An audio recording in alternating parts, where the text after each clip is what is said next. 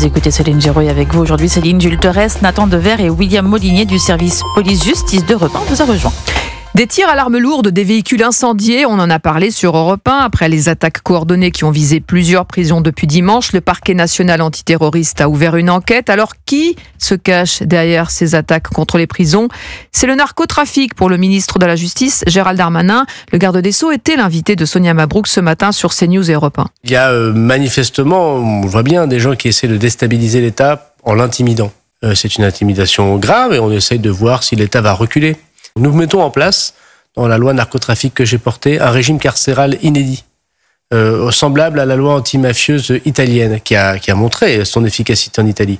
Nous créons des prisons de haute sécurité qui n'ont jamais existé en France. Et pourquoi êtes-vous sûr que c'est la main des narco-bandits ? Vous excluez la piste de la mouvance d'ultra-gauche à cet instant ? En nature, ayant été ministre de l'Intérieur, je n'exclus rien, mais quand on tire à la Kalachnikov contre des centres pénitentiaires comme hier à Toulon, voilà, c'est plutôt un mode opératoire de délinquants, de jeunes délinquants qui sont peut-être payés quelques milliers d'euros pour faire ce genre de choses. Alors, Jules Torres, vous avez suivi Gérald Darmanin en déplacement à Toulon et William Molinier du service police-justice d'Europe 1 nous a rejoint dans le studio. Qui se cache derrière ces attaques ? Alors c'est assez flou, hein. Enfin c'est un mouvement assez hybride. Alors Gérald Darmanin effectivement a raison d'y voir très certainement la main alors il parle de narco-banditisme, moi je parlerais plutôt de banditisme de cité parce que effectivement le mode opératoire à Toulon, tir d'armes automatiques type Kalachnikov, ça fait penser évidemment à ça. En revanche, ce qui est un peu plus complexe, et je pense que Gérald Darmanin évacue ce sujet-là pour pas complexifier l'histoire, mais il y a des inscriptions, des tags qui sont retrouvés quasi systématiquement sur ces scènes d'incendie ou de dégradation de véhicules, DDPF, droit des prisonniers français. Ça, c'est qui dit nous ne sommes pas des terroristes. Oui, alors là encore, il faut prendre ça avec prudence, évidemment. Non, simplement ce terme-là, il ne sort pas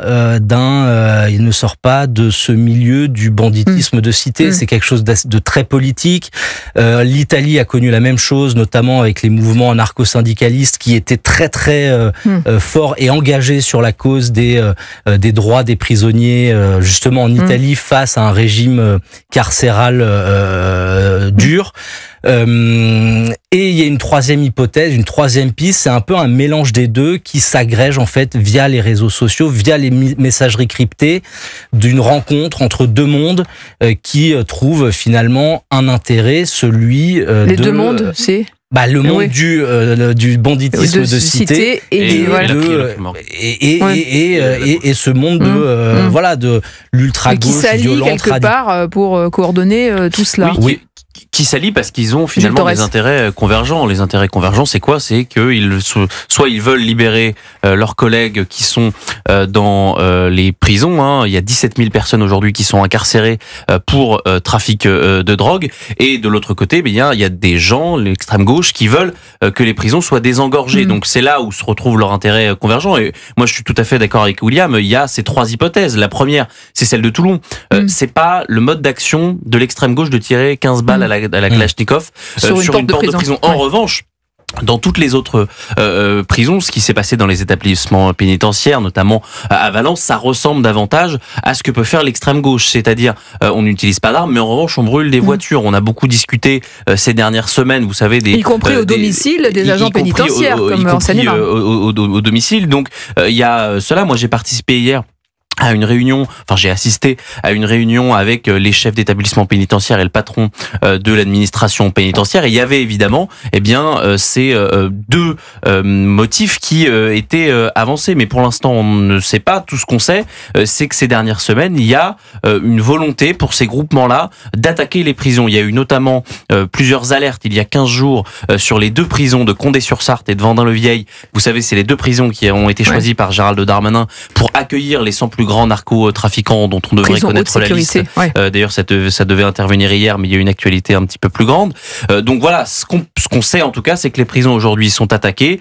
C'est que bien souvent, les policiers l'administration pénitentiaire est démunie. Et c'était le cas à Toulon, comme ça a été le cas la nuit d'avant et cette nuit encore. Je pense qu'il ne faut pas forcément voir ça comme aussi comme un réseau très structuré et hyper vertical, c'est-à-dire que y compris par exemple voilà depuis 2-3 jours aussi il y a encore des survols de drones au-dessus de certaines prisons.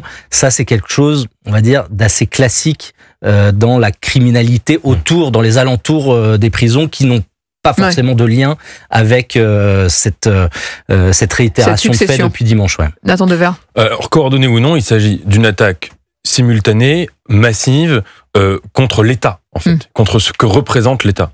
Selon la base, je vais être très prudent parce qu'il y a plusieurs hypothèses, mais à supposer que ce soit la troisième hypothèse qui soit la bonne, c'est-à-dire qu'on est à la fois la marque de groupuscules d'ultra-gauche et de narcotrafiquants organisés, là, ça enverrait un signal extrêmement grave pour 2 raisons.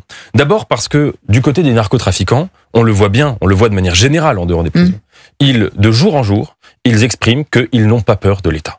Qu'ils sont plus puissants que l'État. Et c'est de l'intimidation ou pas ? Bah évidemment. Comme le suggérait Gérald Darmanin. Si c'est en effet eux, c'est évidemment de l'intimidation. Dans tous les cas, et ça s'inscrit dans tous les cas, bien sûr. Mais là, ça s'inscrirait dans un contexte qui est le contexte dans lequel les grandes mafias de drogue montrent qu'elles sont plus puissantes que l'État, qu'elles n'ont pas peur de cette autorité-là, et que quoi que fasse l'État... C'est une réaction, vous pensez à ce qu'a proposé Gérald Darmanin, donc à la fois ces prisons haute sécurité et la fermeté dont fait preuve l'État désormais. Bien sûr, non seulement c'est une réaction, mais la modalité même de l'action de ces mafias, c'est de systématiquement réagir aux actions de l'État en montrant que quoi qu'il fasse, qu'il soit répressif ou qu'il ne le soit pas, les mafias de drogue en sortent plus puissantes. Vous fermez un point de deal, il ouvre à côté. Vous mettez un dealer en prison, il continue de travailler depuis sa cellule. Vous essayez d'empêcher la vente réelle, eh bien la vente se déploie davantage sur les plateformes numériques, etc., etc.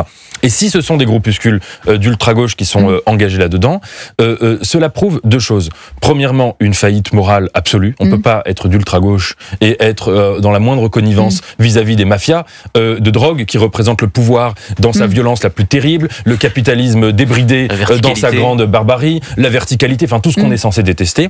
Et deuxièmement, qu'il y a en effet cette longue histoire entre l'ultra-gauche et la violence, qui est le signe, d'une absence de colonne vertébrale morale, et 2, d'une absence d'imagination. Parce que la cause des prisonniers, en effet, les conditions de détention en France, elles sont indignes, elle peut être portée, elle peut être défendue de façon pacifiste, de façon non-violence, et ce serait même beaucoup plus efficace d'employer la non-violence que des méthodes aussi barbares. Oui, à Molinier, l'enquête, elle avance. Alors l'enquête, oui, effectivement, donc vous avez vu que c'était la DGSI et la police judiciaire qui ont été saisies. Et j'allais dire, c'est une réponse judiciaire à la mesure de la menace et du risque, parce que si demain les armes des trafiquants de stupéfiants sont utilisées pour servir une cause, là on touche du doigt quelque chose qui peut être très très compliqué à gérer. Vous savez que chaque année, il y a 1 arme sur 3 qui est saisie en France qui provient d'un trafic de stupéfiants, qui provient des trafiquants de stupéfiants. Donc il y a une masse d'armes et de munitions qui peuvent être servies, enfin en tout cas mises au service d'une cause politique. Oui, parce que pour l'instant, les armes sont plutôt utilisées entre eux. C'est-à-dire que c'est des batailles entre bandes rivales. On a beaucoup vu à Marseille, on en voit parfois à Lyon. C'est rarement, même si c'est parfois le cas, contre l'État que ces armes sont portées. Et c'est là où le changement serait gravissime, c'est que ces armes-là pourraient cette fois-ci être contre l'État, contre les policiers, contre les gendarmes, contre nos forces de l'ordre. Et à ce titre-là, c'est vrai que ça provoquerait un cocktail pour le moins explosif. Allez, 13h41, on reste ensemble. Merci beaucoup William Molinier. Merci. Jules Torres, Nathan Devers, vous restez avec moi dans quelques instants. On va parler de ces tensions entre la France et l'Algérie. Est-on proche du point de rupture ? La France rappelle son ambassadeur à Alger pour consultation et expulse à son tour 12 agents consulaires algériens. On va en parler, à tout de suite. Vous écoutez Europe 1 et Céline Giraud est avec vous de 13h à 14h.